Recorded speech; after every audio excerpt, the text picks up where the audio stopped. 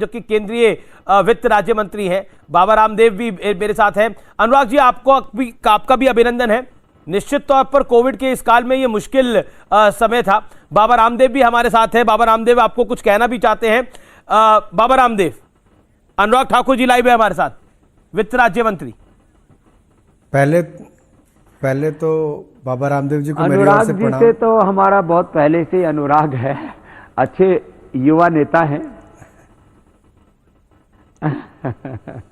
और जो आपने कहा नहीं कि कुछ कसर मसर रहेगी उसको पूरा कर लेंगे अनुराग जी। जी नहीं, वो हम उनसे अभी सवाल जवाब पूरे लेंगे, लेकिन बाबा रामदेव, मैं आपसे एक सवाल जरूर जानना चाहता हूं। जिस दिन लाल किले पर तिरंगे वाली जगह पे दूसरा ध्वज फहराया गया, उस दिन आपके दिल में क्या आई? क्योंकि आप प्रखर राष्ट्रवादी हैं, क्या कहना चाहते हैं आप उस पर? देश आपको सुनना चाहता है इस विषय के ऊपर।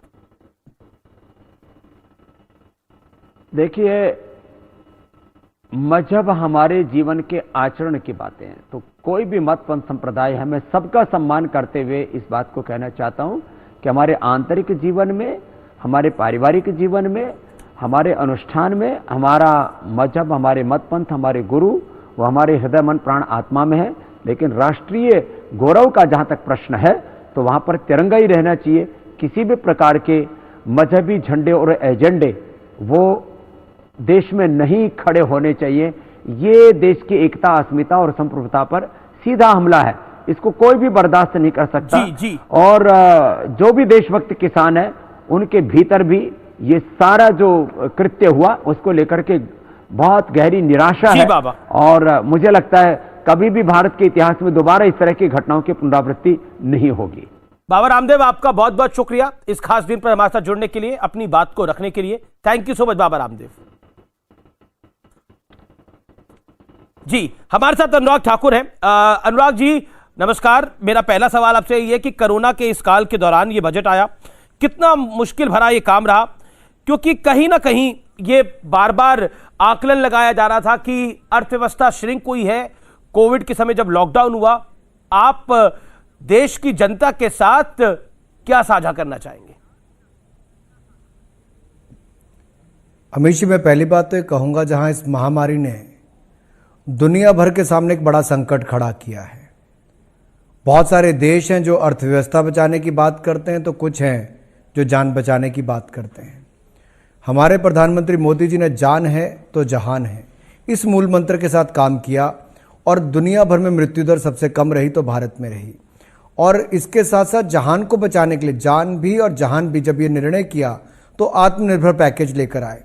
उसके चलते इतना बदलाव आया है कि पिछले 4 महीनों में जीएसटी कलेक्शन लगातार 1 लाख करोड़ से ज़्यादा रही और जनवरी में तो 1,20,000 करोड़ के लगभग हुई, जो आज तक की सबसे ज़्यादा है जी। इस बार का बजट इसलिए चुनौती भरा था कि आमदन कम थी और खर्चा आप सब लोग कहते थे ज़्यादा करना है, और हमने वही किया। देश हित में अर्थव्यवस्था को तेजी देने के लिए, आत्मनिर्भर भारत के निर्माण के लिए हम लोगों ने खर्चे को बढ़ाने का जिम्मेदारी ली है और स्वास्थ्य के क्षेत्र में 137% ज़्यादा वृद्धि होगी।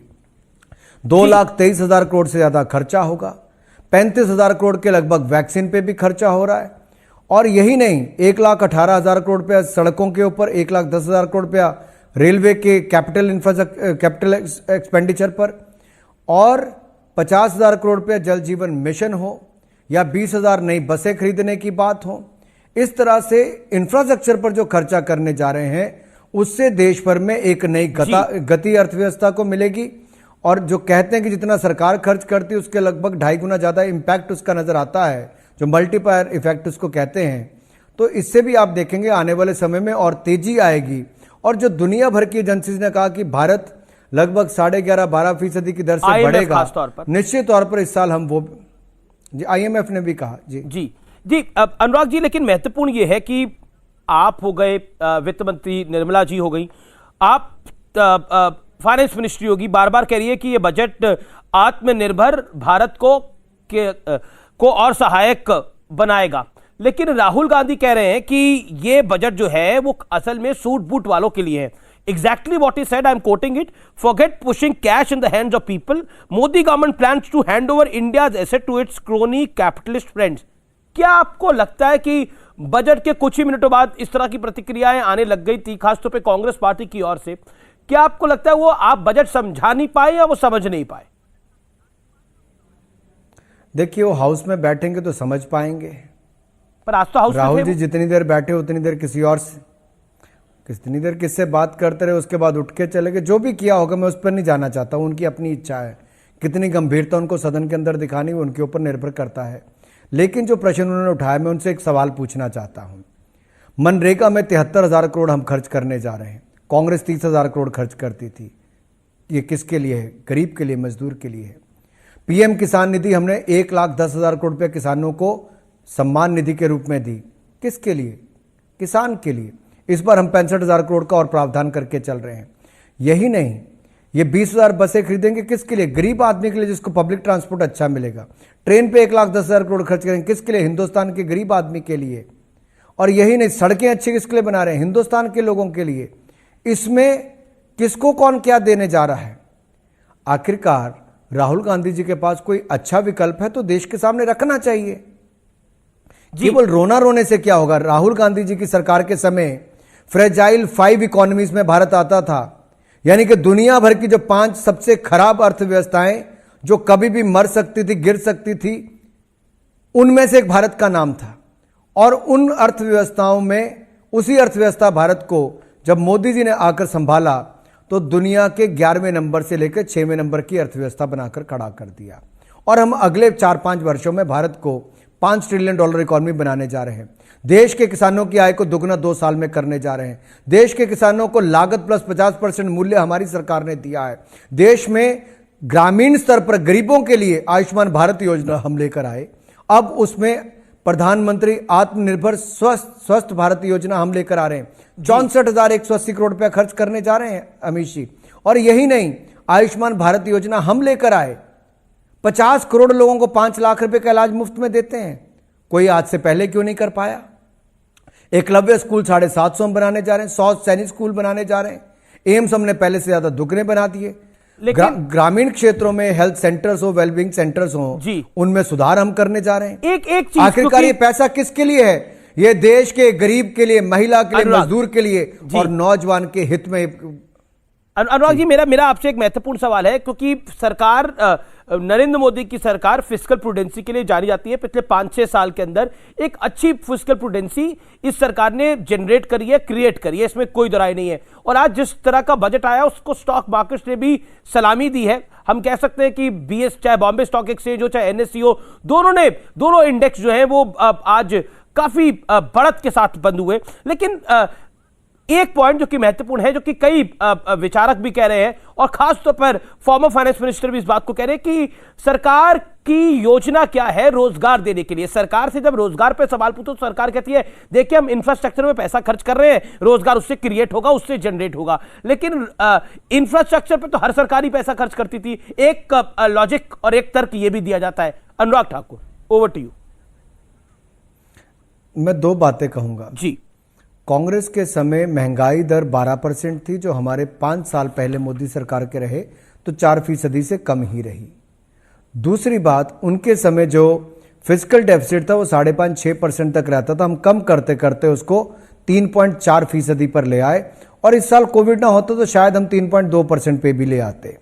लेकिन परिस्थितियां ऐसी पैदा हुई कि सरकार को खर्चा ज्यादा करना था और कर्जा लेना था। हमने देश के सामने बात रखी कि हम कर्जा लेकर हर गरीब से गरीब व्यक्ति को भी सुविधा देंगे। हमने दी, जान भी बचाई, जहान भी बचाया। अब अर्थव्यवस्था तेजी के साथ पटरी पर आ रही है, वी शेप रिकवरी हो रही है। दुनिया भर की एजेंसीज ने कहा कि भारत तेजी के साथ आगे बढ़ेगा। दुनिया भर में अगर पॉजिटिव ग्रोथ कहीं पर बात हो रही तो हिंदुस्तान की हो रही है। एफडीआई निवेश सबसे ज्यादा आया तो भारत में आया, महामारी के समय में भी आया।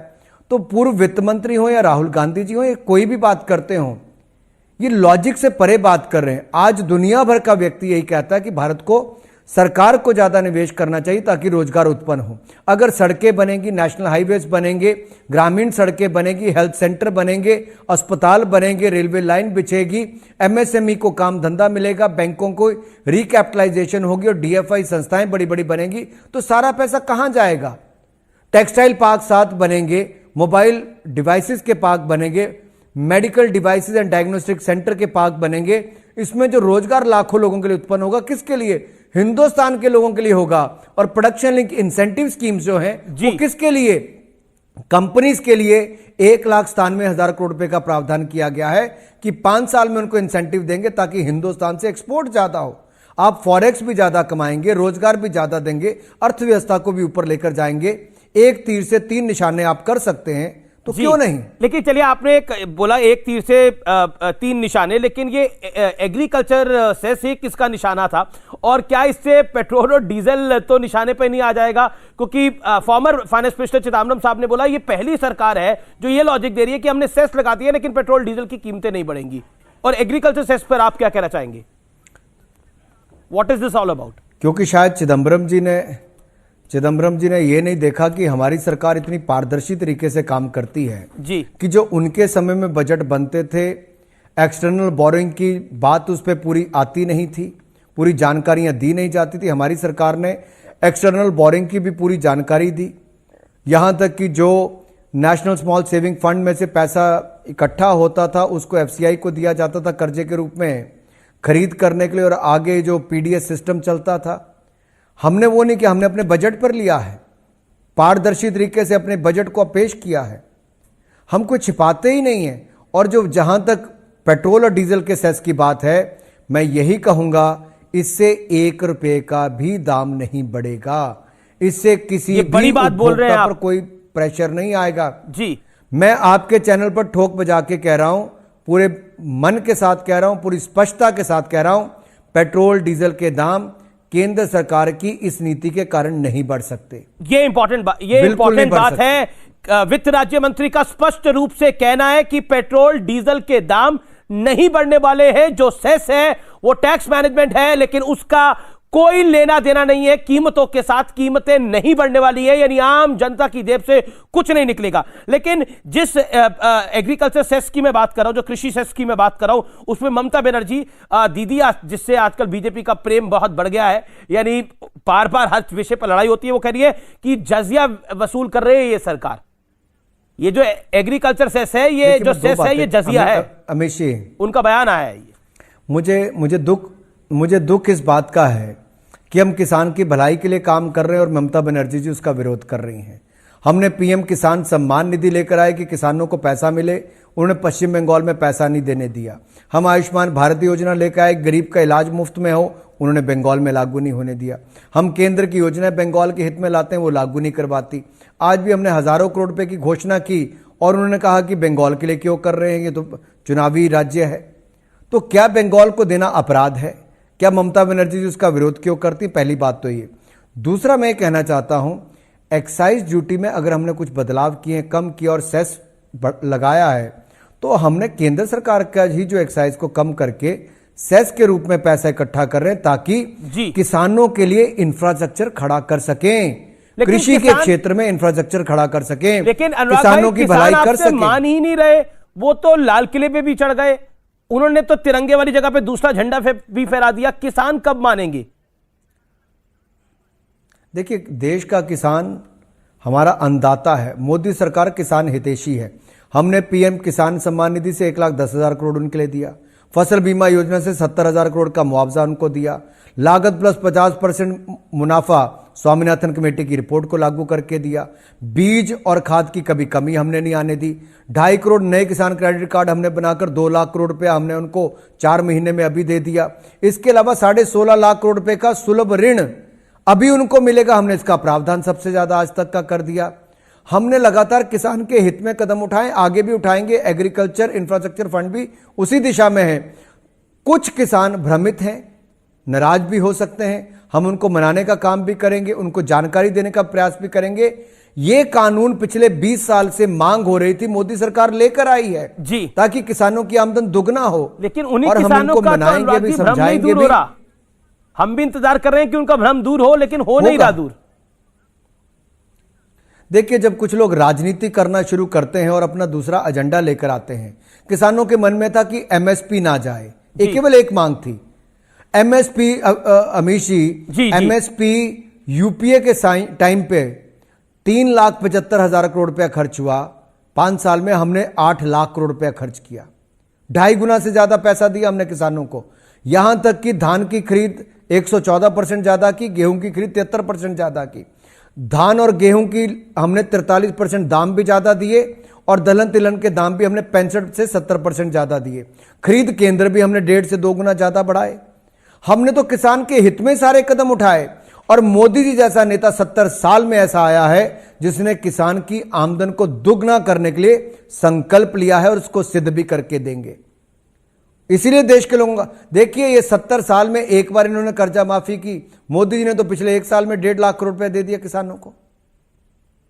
जी बहुत बहुत शुक्रिया। यानी भरोसा पूरा है कि किसान भी मान जाएंगे। अनुराग ठाकुर, वित्त राज्य मंत्री, thank you so much for this interview. Anurag Thakur, आपका बहुत बहुत अभिनंदन। आपका बहुत बहुत धन्यवाद। Thank you so much. तो ये थे अनुराग ठाकुर। अब मैं एक छोटे से ब्रेक के लिए रुकता हूं, लेकिन पीयूष गोयल, धर्मेंद्र प्रधान और कपिल सिब्बल ब्रेक के बाद उस पार, यानी एक छोटे से अंतराल के बाद आर पार में एक सुपर हैवीवेट पैनल होगा।